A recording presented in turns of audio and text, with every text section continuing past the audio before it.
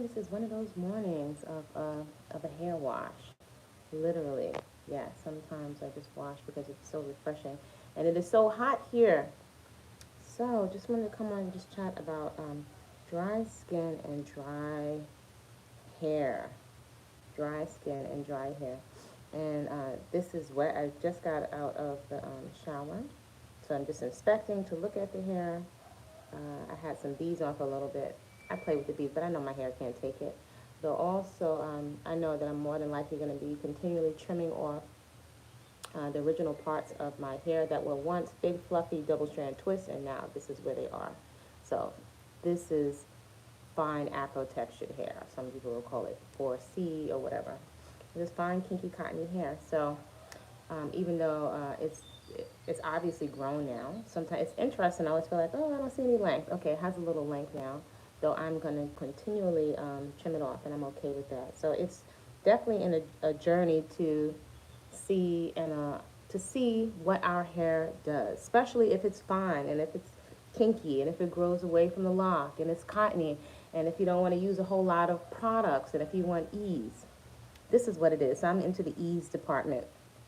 I'm over here. So my hair consistently always the water sits on top of the hair. So just got out of the shower. So I get confused sometimes between high porosity, low porosity. What I do know is this is how the hair behaves. So it's kinky. It's a texture that many people say they don't like. It's unruly. Reframe the narrative. It's not unruly. This is just what the hair does. And I had the type of hair when I was growing up, when I begged my mom for a perm, which she did not want to give to me. When she finally relented, because all my cousins were getting perms, my mother really didn't want to do it. My hair didn't take. So if any of you out there can relate, when the hair doesn't take, what do? We let the relaxer, the lie, they say no lie, which is a lie. We let the no lie relaxer sit on longer, and that resulted in lots of chemical burns and scabs. Shout out if you can relate. So we're gonna have a chit chat about this dry skin and dry hair today. So if you're new to this channel, welcome. I'm Body Culinary, professional chef, personal trainer, natural born woman. I enjoy being a woman. Shout out to you, whatever your expression is. And on this channel, I share some of my journey of radical self acceptance. Really accepting, appreciating, and being creative with my divinely assigned features. It's important, I recognize at a young age, to my esteem and those entities and companies that would peddle products to me, which although they seem to be providing a solution, I've noted a pattern and a tone that can kind of hijack not kind of, hijacks our esteem. AKA, you don't feel, or you feel a sense of deep anxiety if you don't have these products, or if you can't get your hair to lay down, and if you can't achieve the edges. By the way, just so you know, I used to eat flesh. I used to have a Jerry curl, gold tooth, perm, and all of that stuff. Greetings, truly. So I am not the hair police. This channel is not the intention is not for us to be divisive in terms of the perms and naturals. It's all just women. It's all just people. We are all at different points along our journey. So we can make a positive use of the internet and technology, to allow each other respectfully into each other's kitchens and share, which is old school wisdom, old school chocolate girl wisdom, where we're just sharing some of our recipes and things that we're doing to hopefully inspire, each other. So this is not the divisive channel. You are all on your journey, and everybody will have to find their sweet spot. By the way, I'm just blotting my hair dry. So I share some of my journey of radical self-acceptance, especially as someone that's had a truckload of acne, has hypothyroid, body temperature very low, gain weight very easily, come from a family consumption pattern of that has resulted in we're big time eaters, Caribbean and Southern. We two different flavor pig feet.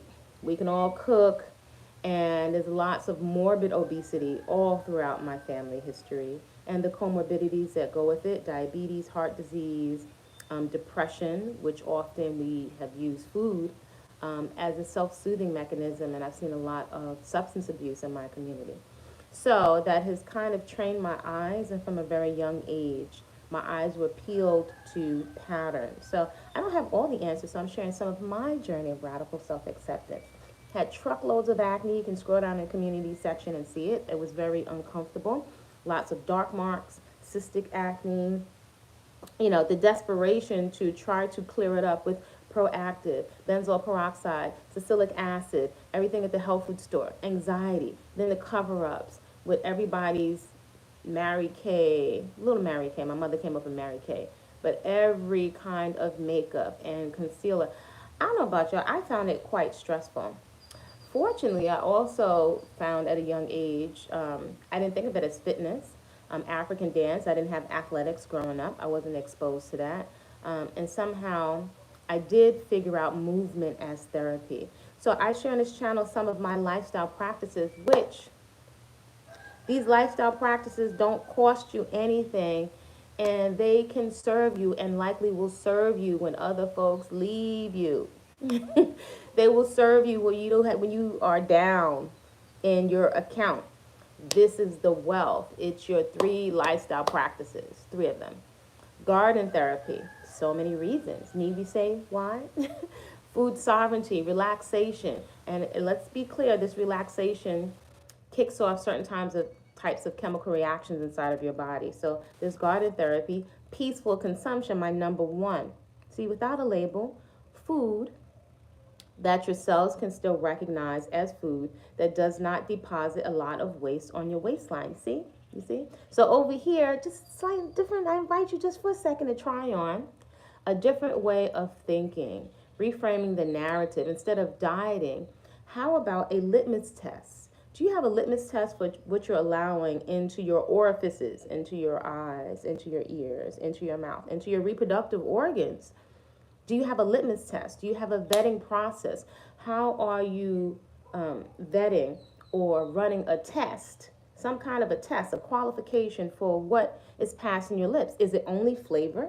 Is it only outside presentation? We can take a look around and see what kind of results that has yielded if we just take a look around us. So I can articulate things, obviously, well, let me not say obviously, a lot better than I could in my teens and my 20s. So I do share this, understanding that I have some young flowers around me that ask questions that I'm only too glad to ask just from my experience, because I had a godmother that answered questions for me, and I'm so grateful that I had her. She is a shining light, one of my icons. I talk about my godparents and my grandmother all the time. So I'm just sharing just a little bit of something, because perhaps it could save somebody a lot of time and energy off buying a whole lot of products, which some years ago, a lot of that stuff, even a million essential oils, a lot of it went in the garbage. Too much clutter, too much stuff, too much being on a whole stroll with products, too much stuff, so much money spent on clothes. I like fashion, I like clothes, but a lot of it went in the garbage, and I felt like a prisoner of all of this stuff. Had to be at the beauty supply store, had to keep doing something to myself. And so there's a period where I just chose, I said, you know what? I'm taking all of this stuff off. I just want freedom. Freedom. So over here, I have made a conscious decision to choose health and confidence over someone's made up moving goalpost of beauty, right? Self-validation, appreciation. And lovely thing is that translates very definitively into behaviors. And this leads and cultivates a rock solid foundation of esteem. I can discern that. It's wonderful to be able to look in the mirror or pass by the mirror and you have a spontaneous smile when you look at yourself. And that smile, although I am not perfect and I am not a saint, it comes from integrity. It comes from, in a very practical sense, because a lot of stuff my godmother said to me years ago, initially, I didn't understand. I didn't understand. And by the way, if you're interested in this kind of content, let me know. Feel free to press the like so that I know there are folks that appreciate this kind of content, and subscribe to the channel if you find value here, and perhaps share it with some other women folk or folks that could use some motivation and inspiration around embracing your natural hair texture and embracing a life of ease. Not broke down productions, poor raggedy out of doors. No, we still luxuriate over here. It's in our self-care and our lifestyle practices. Garden therapy, peaceful consumption, and a personal movement practice. One of the bestest parts of your day, a daily personal movement practice. So, and then my hair is going to dry very quickly because I don't have oil commercial break. I don't have any oil in it, any products in it. And so I can see also the natural texture, excuse me, I have a list, the natural color of my hair. So I don't need any dyes. When it goes gray, I look forward to, never say no, but pretty much I look forward to embracing my grays. I do have a few. People ask me greetings, Carolyn, why don't I have grays? I have a few somewhere in there, and my scalp is nice and clean. My scalp feels fantastic, no itching at all, which is wonderful. I never had a big problem with dandruff yet because there's nothing clogging my scalp. I don't have any dandruff, so this is the best that my scalp has ever felt. And I know that there are different schools of thought, yet I can, from my experience, and everyone's experience may be different, my scalp has felt the best with no oil inside the scalp. I think perhaps some of us may be kind of anxious and maybe even apprehensive or fearful around what's going to happen to my hair. Is it going to get dry and break and fall off if I don't put oil in it? And I found that it's quite the opposite, especially if you have very, very fine hair. It can be very liberating. It can be very liberating to allow the hair to just be light and fluffy. So it's only going to get lighter and fluffy. Again, if you have very fine hair, this can be very easy on your hairline. It can preserve your hairline. So right now, if I was still getting those very tight braids, which pulled my hair out at the root, like the papilla, whatever that is at the root, destroyed some of my hair. So X-nay on that. Perm, X-nay, chemical burns. Cinch ears from the hot comb, X-nay. X-nay, X-nay, X-nay, X-nay. Now, I know they have a lot of technology, and again, I see some girls with makeup that is actually quite inspiring. I've seen silk presses and all kinds of things. So I will say that this is a relaxing option. This is an option of ease and relaxation. I don't worry about sweating my hair out. Actually, when I get nice and sweaty, which is every day, 5 a.m., CR, 5 a.m. for Harriet Squats workout, click the information, all the links. So if you'd like to fill out the application, so we can put an email with a name so we can identify who's in there, so it's nice and safe. But that's 5 a.m. Eastern Standard Time. But it's really wonderful to be able to just put my hands all through my scalp when I'm nice and sweaty and my scalp can breathe. There's no pulling. There's no pain. I cannot do pain. The painful shoes, X-nay. The painful hairstyles, X-nay. My hair and skin say no, no, no way, Jose. It's not happening. And again, as I sit here, my hair is drying very quickly. So again, this is a great option for ease. So that's what I'm prioritizing over here. I can appreciate makeup. Maybe I'll do a photo shoot one day. However, my priority though for mental and emotional health and stability is to be able to embrace every phase of life. And ladies, that includes aging.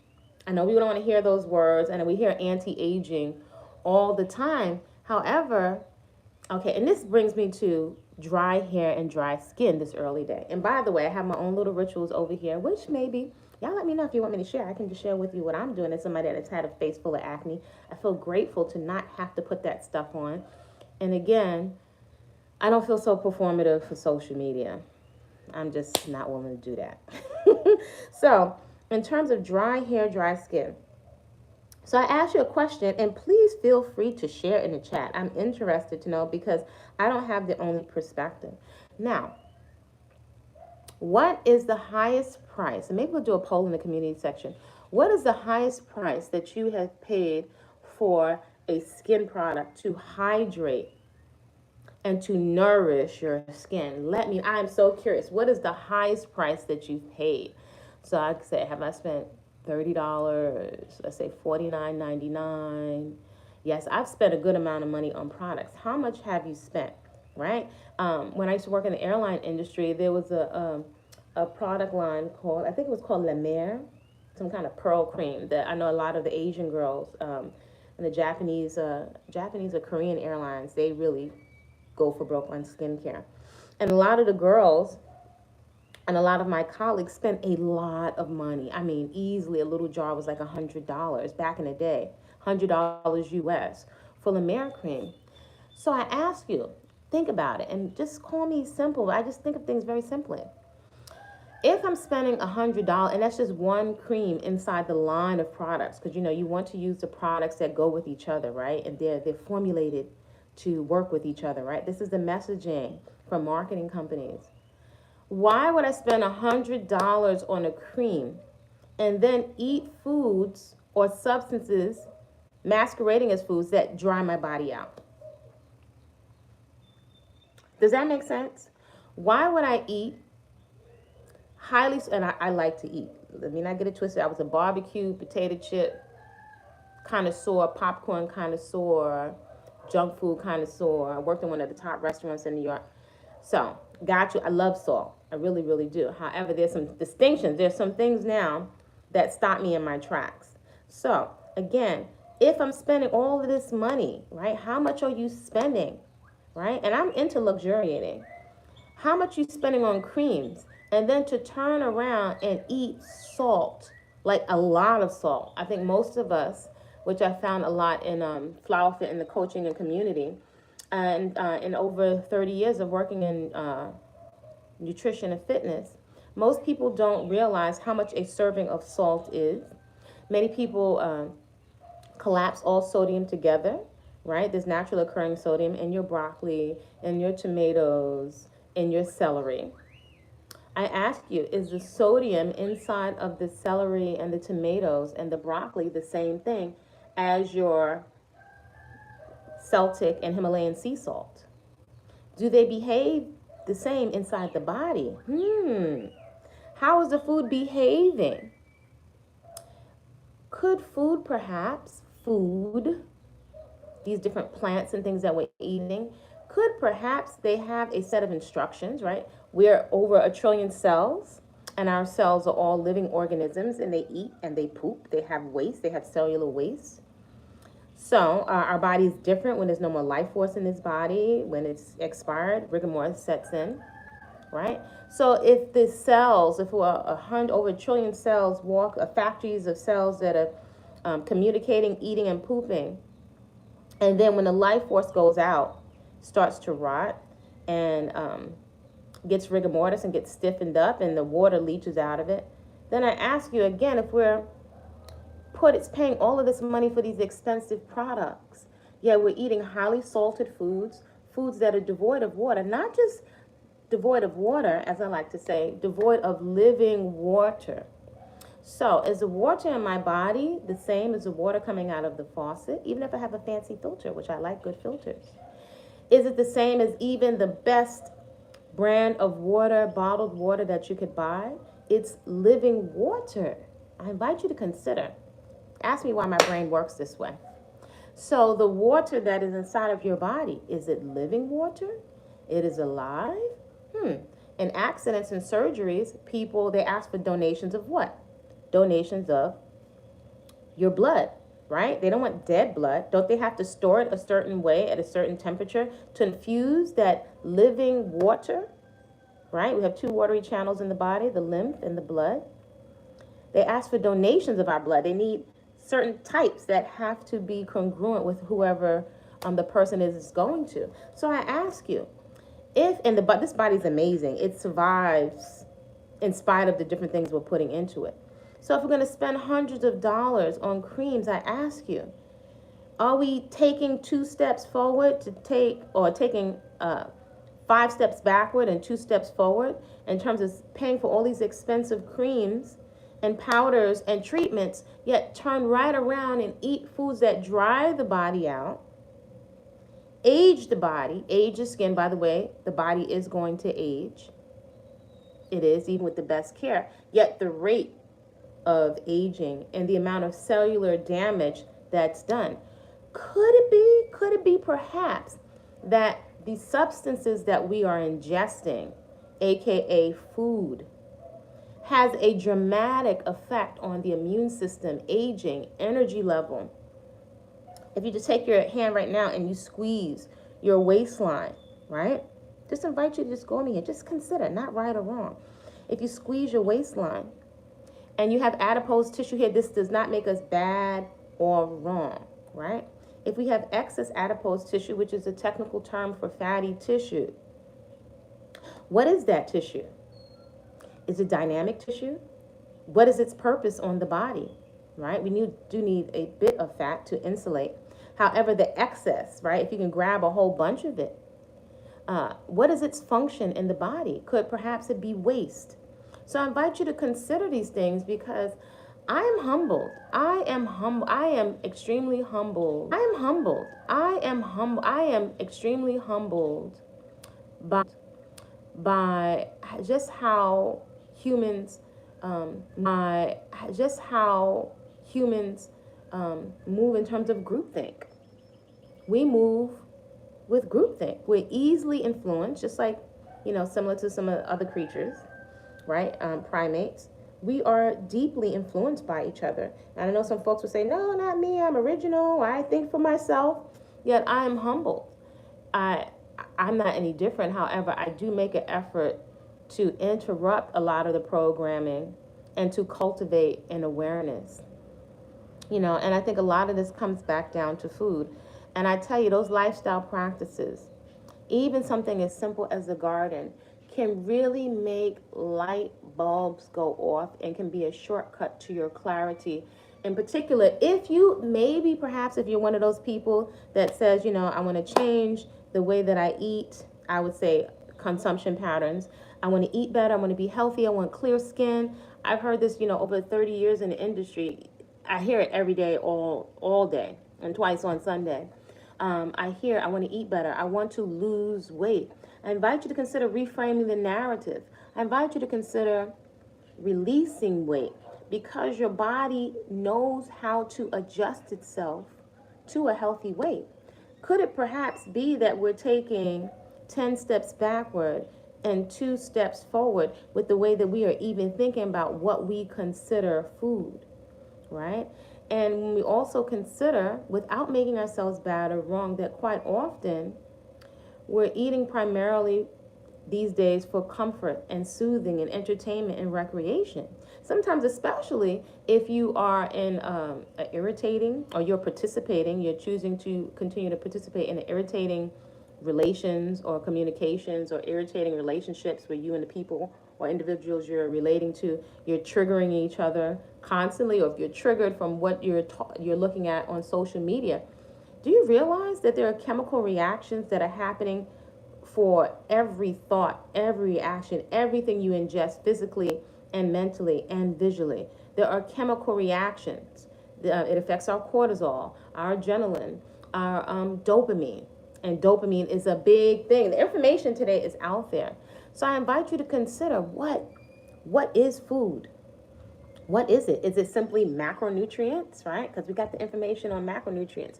Yet, perhaps we're still looking at food as inanimate objects. Again, we're not a yoga block, right? We have living water. Our cells are intelligent. It tries to defend itself, right? The body tries, if I try to knock myself in the eye, it's an automatic response. So if we're putting things into and onto the body that it can't recognize, what is the body going to do? It's going to seek to defend itself. So there's our inflammation. I think this is pretty simple. And I don't know everything, and I'm not a doctor. However, I do feel extremely clear, and clarity is worth its weight in gold. It can really save women a lot, and folks, a lot of frustration when it comes to dieting and movement. For example, I'm moving because it makes me feel good. So having a toned body or a body that can perform is just a benefit of it. That's different than trying and working like crazy to lose weight. If we are still have a mindset subconsciously that is reactive and on autopilot when it comes to self-soothing, right? I invite you to consider autopilot. How much of what we're doing is just on automatic pilot, even with your best efforts? I invite you to consider, right? These automatic pilot behaviors that we have are drying out the hair, the skin. More importantly, It's drying out the brain. I know we like to think of the skin and the muscles. It's dry. My hair's almost dry. Look at this. I've just been sitting here. So this is one of the benefits of not having oil in the hair, light and fluffy. So consider that these highly salted, the sugar, salt, fat, sugar, salt, fat, sugar, salt, fat, not living fats, not naturally occurring sodium that's inside the tomatoes and the celery and the broccoli. These isolated substances are drying out the skin, the hair, the brain, and the organs. I know the organs don't get any play until we're being wheeled into the emergency room. The liver, the kidneys, the thyroid, the pituitary gland, the kidneys, the liver, they're not getting any play. And our consumption patterns are taxing them greatly. So how can we expect to be nice and lean, right? Even though we're taking these expensive kits and detox program kits, how can we expect the liver to function optimally when we're constantly stuffing it down with sugar, salt, fat, sugar, salt, fat? It's not just starch that hardens the liver, It's not just starch. And then when we do take these cleansing programs, it's for, I did a 7-day, a 3-day, 7-day, 21-day. Yet there's a deep, and this is not an insult, I am not immune. It's a deep cognitive dissonance. There's a deep cognitive dissonance, right? Which is why I say it's humbling just how easily we are programmed and we go with groupthink. It does not make us bad people. Y'all let me know what y'all think in the comments. The cognitive dissonance of putting things into the body that are taxing the body, that are clogging and taxing the liver. So why would we expect to have clean, clear skin and a body that is hydrated when we're taxing one of the number one organs that filters out toxins and poisons, which is the liver? Does this make sense to y'all? And as humans, I'm humble. We do a lot of things that are very, very illogical because we are easily triggered and moving out of those basic fears. Let's say if we got them all today. Fear of poverty, fear of old age, fear of death, fear of criticism, fear of loss of love, or never finding love. Yay! Got all 5 of them correct today. These are very primal human fears, and we are easily manipulated. And no, we can't be manipulated because it's triggered. It's fear just by the images that we're watching. It can come from religion. It can come from well-meaning teachers or parents. We're triggering primal fears that go past our logic and tap right into your subconscious, and it will drive your behavior. Totally illogical behavior. From putting ourselves and our body temples and our reproductive organs in harm's way. We do a lot out of insecurity. And so this brings me back to why I'm protective of my psyche, and I'm big on self-validation and radical self-acceptance. So you can really preserve your mental and emotional stability. This all comes back at a foundation, those lifestyle practices to really ground you. Peaceful consumption, food that loves you back, that your cells can recognize. Garden therapy, the ultimate church where nobody's trying to scam you or pimp you. The garden is going to teach you some lessons. Just simply really dialing back into nature, even if it's a little small garden. And then we have your personal movement practice. You will learn so much about yourself and your ability to cultivate resilience and grit, not just for a job, but for yourself through your personal movement practice. These are lifestyle practices that will give you so much back for the investment of your time and attention. So our hair is just about dry. Blotted it with just some dark towels, right? Not doing anything to it. I'll just tie it down with a scarf, and I'm about to be off to the market. So it feels really good to be able to allow my skin to breathe, to not have to put a whole lot of products on my scalp or in my skin, largest eliminative organ of the body, so that it can breathe. This body knows what to do, y'all. So Body Ultra, create a great day on purpose. Feel free to check out the links for the Raw Vegan Goddess Cakes Workshop that is available on body-culinary.com. Harriet Squats, that is 5 a.m. Eastern Time, Monday through Thursday. And Fridays is now a community class. We've got to get up early. The early bird gets the prize. So on the Discord app, you'll need to download the Discord app. I'm Body Culinary on the Discord server. So this is what we're doing over here, y'all. So the hair is not holding us back from our movement practice or working out. It's light, easy, easy breezy. So y'all create a great day on purpose. Feel free to like, respectfully comment, and subscribe. And I will see y'all soon.